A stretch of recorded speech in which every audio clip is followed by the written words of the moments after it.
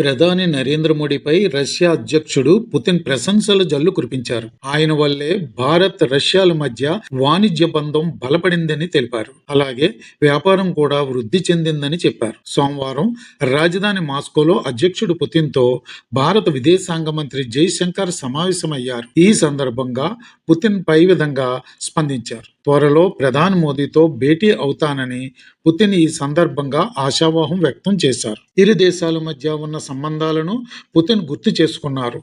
ప్రభుత్వ, పార్లమెంటరీ, ఆర్థిక రంగాలలో సహకారం విస్తరించిందని వివరించారు. ఈ ఏడాది మన వాణిజ్య టర్నోవర్ పెరిగిందని పేర్కొన్నారు.